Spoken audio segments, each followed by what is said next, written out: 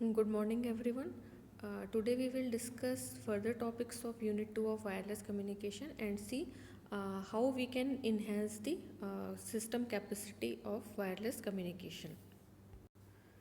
So, today we will cover these topics: channel planning, channel assignment, channel borrowing and channel sharing, and cell sectorization. So what is channel planning? Channel planning जैसा हमने already आप लोगों को बताया हुआ है कि जब हम कोई भी कॉल इनिशिएट करते हैं तो कॉल इनिशिएट करते टाइम पे हमारे पास 21 सेटअप चैनल्स होते हैं। इन 21 सेटअप चैनल्स में से एक स्ट्रॉन्गेस्ट चैनल सेलेक्ट होता है जो कि हमारे कॉल को इनिशिएट करने के लिए रिस्पॉन्सिबल होता है। तो चैनल प्लानिंग के लिए हमको जो हमारे सेटअप चैनल्स हैं, एक्चुअली चैनल दो टाइप के होते हैं, एक हमारे कंट्रोल चैनल्स होते हैं और दूसरे हमारे वॉइस चैनल होते हैं।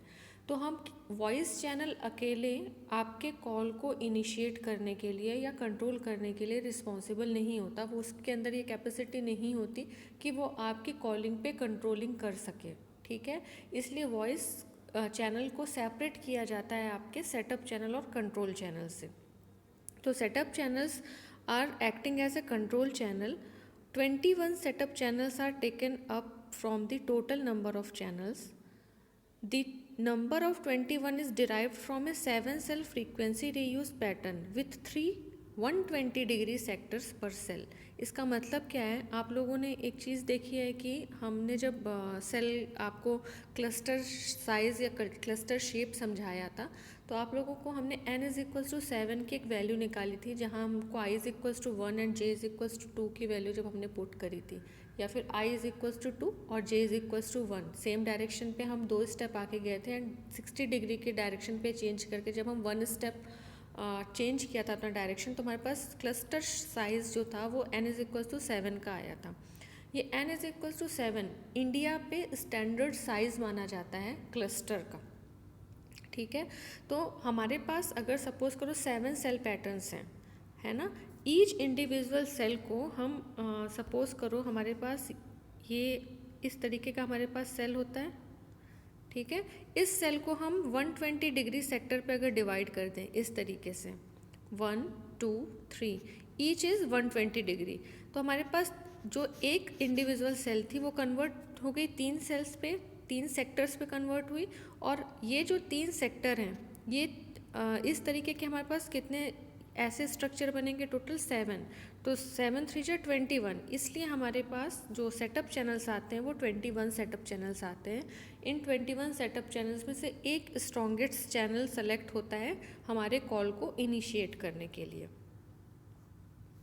अब सेटअप चैनल्स को 2 टाइप्स में डिवाइड किया गया है। फर्स्ट है हमारा एक्सेस चैनल एंड सेकंड है हमारा paging channel.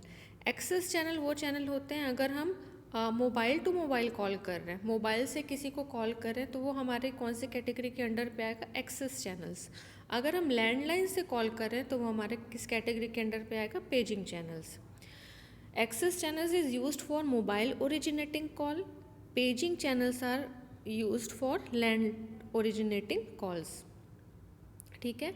One setup channel is specified by 2 operation, ठीक है। 2 ऑपरेशन से हम स्पेसिफाई करते हैं इसको। पहला होता है हमारा फॉरवर्ड सेटअप चैनल, जिसको हम अपर बैंड जो अपर बैंड को यूज़ करता है, और सेकंड है हमारा रिवर्स सेटअप चैनल जो लोअर बैंड को यूज़ करता है। Forward setup channel is transmitted at cell site and reverse setup channel is transmitted at the mobile unit. That means forward setup channel जो होता है वो हमारा BTS टू मोबाइल ट्रांसमिट होता है, और रिवर्स सेटअप चैनल हमारा मोबाइल टू BTS ट्रांसमिट होता है, ठीक है। ये हर एक जो डेटा आपका होता है सेल चैनल जो होता है वो डेटा इन्फॉर्मेशन को कैरी करता है, ठीक। नेक्स्ट हमारा आता है वॉइस चैनल। हम ये तो पढ़ लिए कि हमारा जो सेटअप चैनल है वो हमारा कंट्रोल चैनल है जो कि हमारे कॉल को इनिशिएट करता है, सिर्फ और सिर्फ कॉल को इनिशिएट करता है, वो हमारे वॉइस को और इन्फॉर्मेशन को कैरी नहीं करता, ठीक है।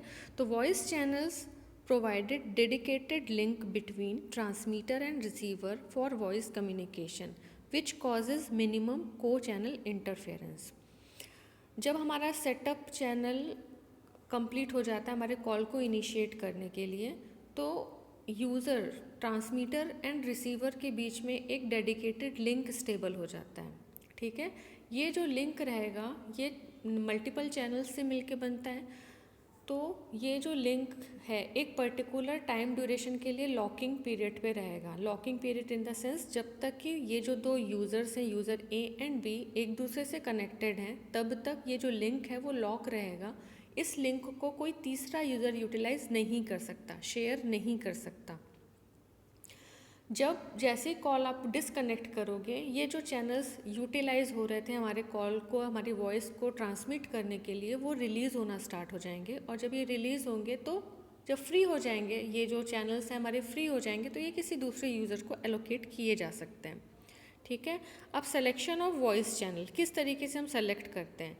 Assume that a mobile unit calls और respond to a call through reverse setup channel. That means हमारा जो ट्रांसमिशन है वो मोबाइल टू BTS हो रहा है, which is received from an omnidirectional antenna, and voice channels are assigned from forward setup channel at one of 120 directional antenna.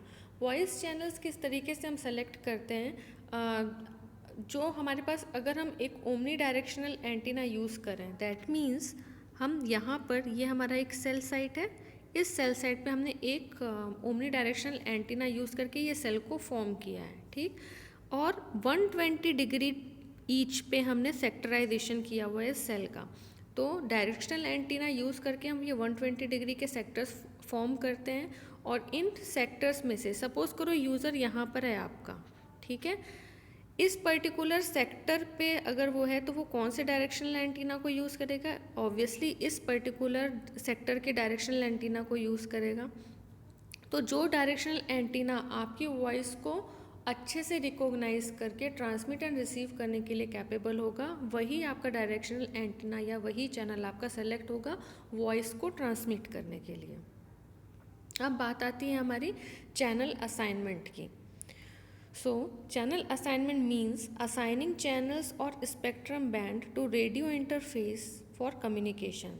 The channels are usually assigned to the cell site for a certain duration of time. ठीक है, जैसा अभी हमने आपको बताया कि पहले तो हमारे जो सेटअप चैनल्स हैं वो चैनल हम बना लेते हैं कि हमारा कौन से नंबर और कितने हमारे पास सेटअप चैनल्स होंगे या कंट्रोल चैनल्स होंगे और कितने हमारे वॉइस चैनल्स होंगे। ठीक है, चैनल को बनाने के बाद हमारे पास किस तरीके से हमको अपनी इफ़िशियंसी को बढ़ाना है वो हम डिसाइड करते हैं चैनल असाइनमेंट के थ्रू। तो चैनल असाइनमेंट बेसिकली 3 टाइप का होता है: fix channel assignment, dynamic channel assignment and hybrid channel assignment. Fixed channel assignment, fix channel assignment पे जैसा कि यहाँ पर आप एक ये डायग्राम देख रहे हो, इस डायग्राम पे 3 सेल्स हम यूज़ कर रहे हैं, cell A, cell B and cell C.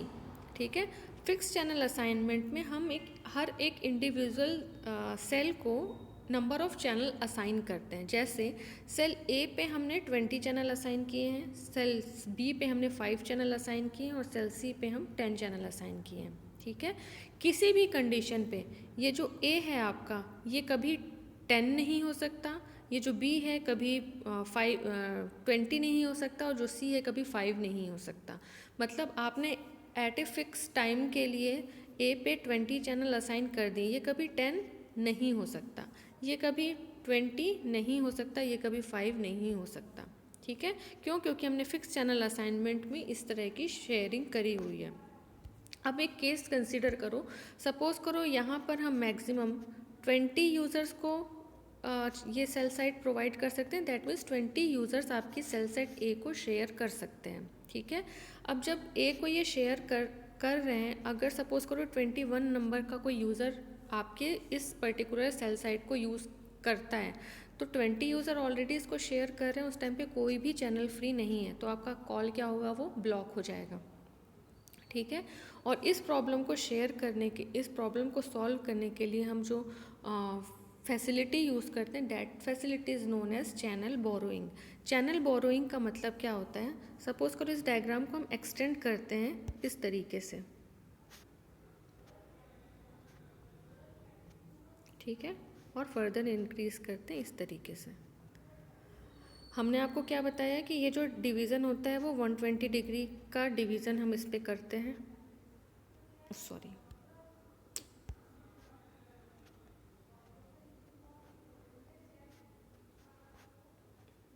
ठीक है, अब ये जो सेक्टराइजेशन हमने किया था, ये सेक्टराइजेशन, सपोज करो चैनल ए के हमने 3 सेक्टराइजेशन किए, 1, 2 एंड 3, ईच इज़ 120 डिग्री। ठीक है, तो यहाँ पर ये जो सेक्टर आप 1 देख रहे हो, ठीक है, सेक्टर 1 के एडजेसेंट सेल्स कौन सी हैं? ये वाली है आपकी, ये वाली सेल है, सपोज करो इसको हम नाम दे रहे हैं एक्स और इसको हम नाम दे रहे हैं वाई। ठीक है, ये दोनों सेल्स हैं। अब इन दोनों सेल्स का भी अगर आप 120 डिग्री पे पार्टीशन करो, इस तरीके से बनेगा आपका एक्स का, तो डैट मीन्स ये जो 1A का जो सेक्टर 1 है, ये सेक्टर कहाँ से चैनल बोरो कर सकता है? इससे चैनल बोरो कर सकता है, इस सेल से वो चैनल बोरो कर सकता है। ठीक है, तो हमारे पास जो ये सेल आप देख रहे हो, यहाँ पर जो सेक्टर हमने फॉर्म किया था, ये जो सेक्टर फॉर्म किया था हमने, ये जो सेक्टर फॉर्म किया था, ये हमारा क्या कहलाएगा? Donor cell. और ये जो चैनल ऑक्यूपाई कर रहा है, ये हमारा क्या कहलाएगा? Acceptor cell. ठीक है, तो हमारे पास अगर नंबर ऑफ़ यूज़र्स बढ़ते हैं तो उस प्रॉब्लम को सॉल्व करने के लिए हम ये फैसिलिटी यूज़ कर सकते हैं कि हम चैनल बोरो कर सकते हैं एडजेसेंट सेल से। तो फिक्स चैनल असाइनमेंट की डिसएडवांटेज ट्रैफिक आवर्स में, ये अगर हमारे पास नंबर ऑफ़ यूज़र्स बढ़ते हैं तो हमको चैनल बोरो करना पड़ता है। ठीक, तो इस प्रॉब्लम को सॉल्व करने के लिए हम सेकंड असाइनमेंट टेक्निक यूज़ करते हैं, that is our dynamic channel assignment. Dynamic channel assignment में जैसा कि हम यहाँ पर जो सेल्स थे उस पर हम नंबर ऑफ़ चैनल्स एलोकेट कर रहे थे और ये फिक्स थे 25 एंड 10, हमने यहाँ पर एक फ़िक्स करके रखा फॉर एग्जांपल। लेकिन डायनेमिक चैनल असाइनमेंट में ये फिक्सिंग नहीं होती, उस पर नंबर ऑफ़ यूज़र्स, अगर सपोज़ करो हमारे पास यहाँ पर नंबर ऑफ़ यूज़र्स यहाँ पर जैसे 20 चैनल्स हम ले रहे हैं और नंबर ऑफ़ यूज़र्स हमारे पास 5 ही आ रहे हैं, दैट मीन्स ये 5 अलॉट हुआ, बाकी का फ्री रहा। तो हमारे पास जहाँ पर भी यूज़र को हमको एलोकेट करना होगा हम कर सकते हैं। जैसे यहाँ पर 20, अगर सपोज़ करो यहाँ का कोई यूज़र है, वो इस सेल को यूज़ करना चाहे तो वो कर सकता है। अगर वो यहाँ से यहाँ मूव हो रहा है, हैंड ऑफ यूज़ कर रहा है, तो हम उसको जहाँ पर भी ट्रैफिक इंटेंसिटी कम है या ट्रैफिक इंटेंसिटी कहीं पर बहुत ज़्यादा है, इसको आप ऐसे समझ सकते हो कि सपोज़ आप यहाँ से आपको यहाँ से नेहरू चौक जाना है। ठीक है, नेहरू चौक जाते समय आपके पास राजीव गांधी चौक में बहुत ज़्यादा ट्रैफिक मिल रहा है, तो आप अपने डायरेक्शन को चेंज करके उस डायरेक्शन को फॉलो कर सकते हो जहाँ पर आपको ट्रैफिक ना मिले। ठीक है, यही स्कीम डायनेमिक चैनल असाइनमेंट में है कि जहाँ पर हमको ट्रैफिक कम मिलेगा हम उसके अकॉर्डिंग अपने जो पाथ है या वो जो वॉइस चैनल है उसको क्रिएट कर सकते हैं। तो ये स्ट्रेटजी कहलाती है हमारी डायनेमिक चैनल असाइनमेंट की। ठीक है, dynamic channel allocation is a strategy in which channels are not permanently allocated to the cells. When a user makes a call request, then base station send that request to the mobile station center for the allocation of channel or voice channels. This way, the likelihood of blocking calls is reduced. As traffic increases, more channels are assigned and vice versa.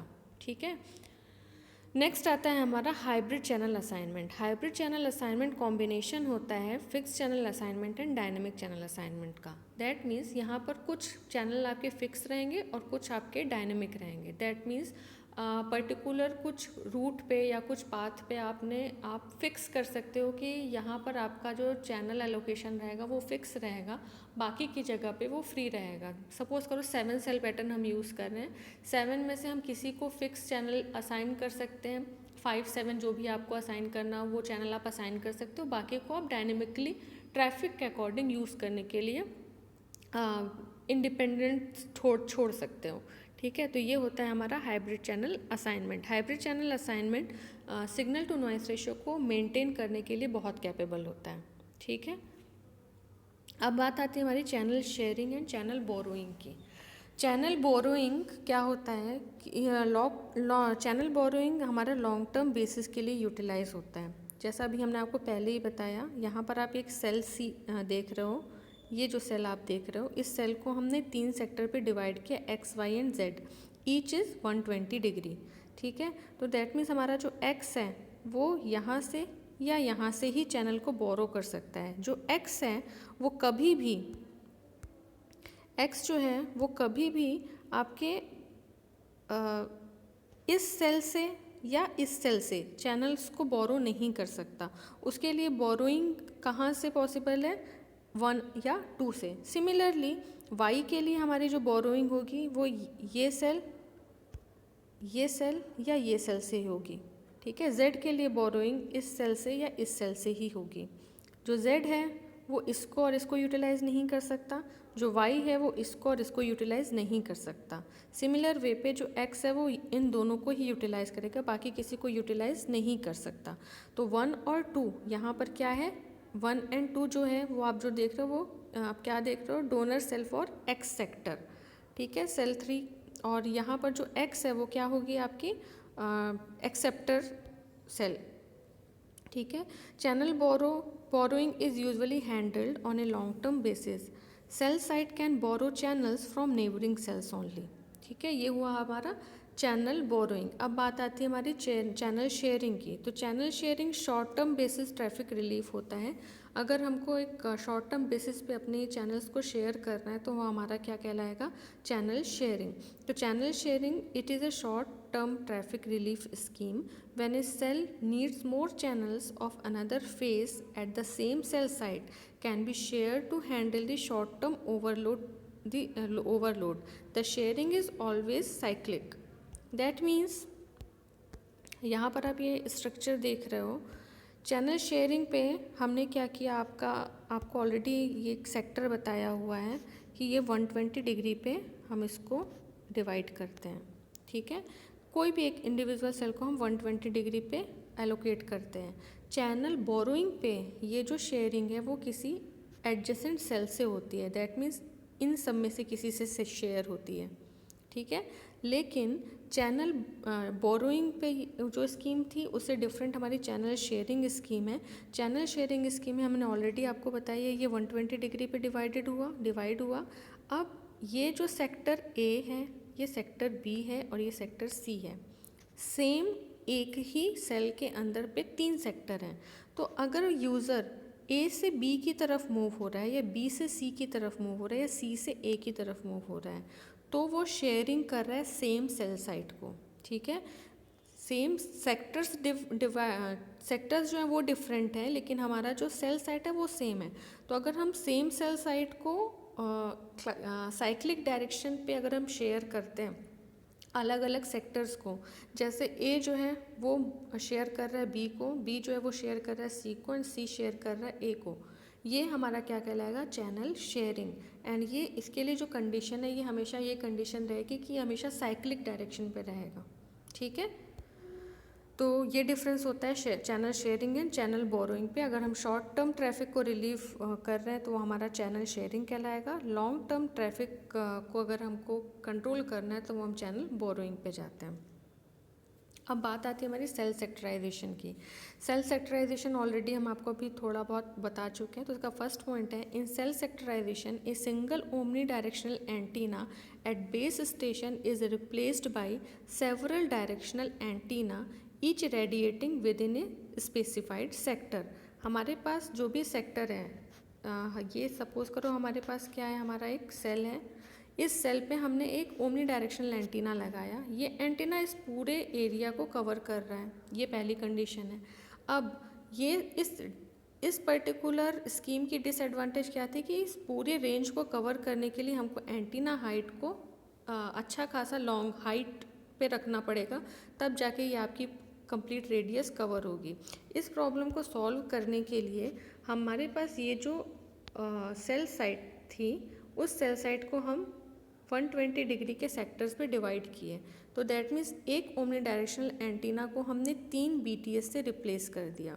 ये जो 3 BTS हैं actual में क्या है, directional antenna.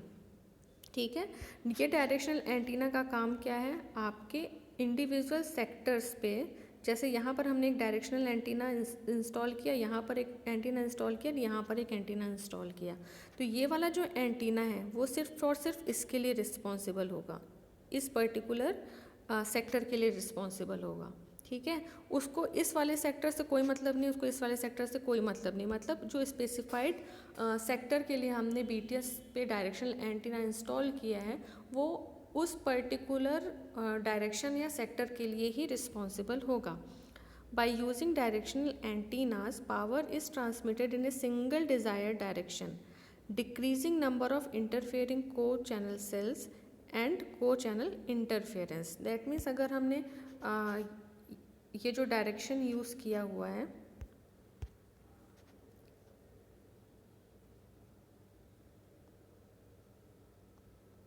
अगर हम ये वाला डायरेक्शन एंटीना यूज़ कर रहे हैं तो ये यहाँ से जो एंटीना होगा उसका जो रेडिएटिंग पावर होगा वो इसी डायरेक्शन पे ही होगा।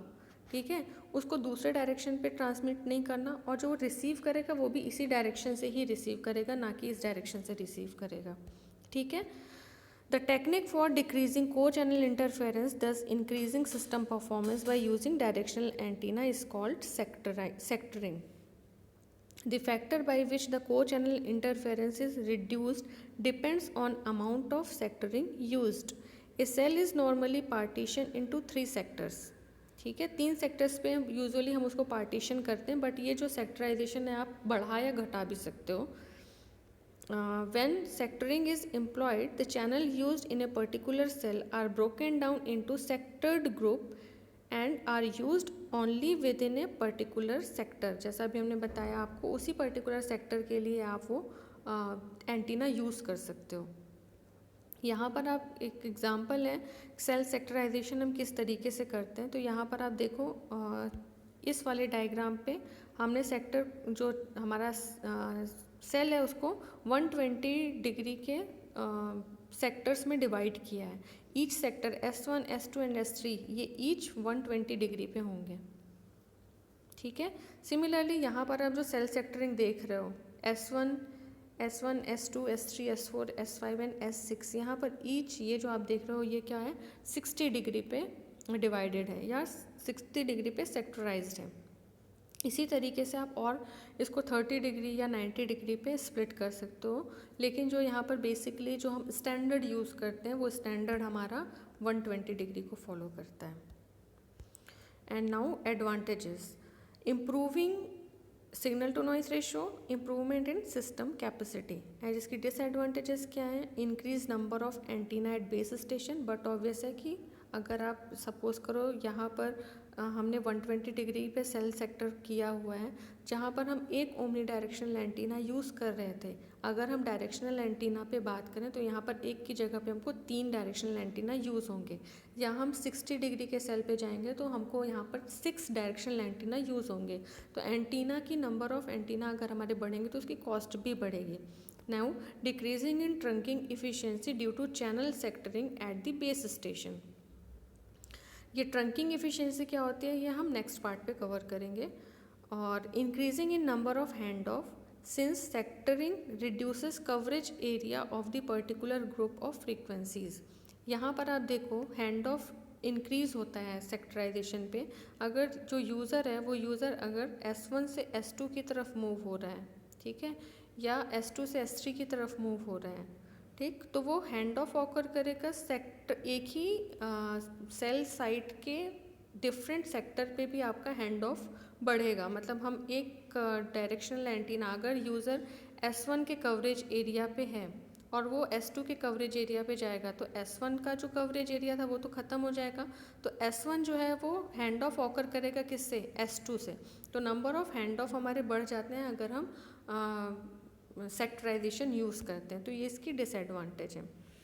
That is all about. इस तरीके से हम क्या कर सकते हैं, अपनी जो कैपेसिटी है, यूज़र की जो कैपेसिटी है उसको इंक्रीज़ कर सकते हैं और हमारा जो सिग्नल टू नॉइस रेशियो है वो डिक्रीज़ करते हैं. को चैनल इंटरफेरेंस हमारा डिक्रीज़ हो जाता है. तो ये सारा चैनल असाइनमेंट है जिस तरीके से हम अपने यूज़र्स को voice channels and control channels provide कर सकते हैं.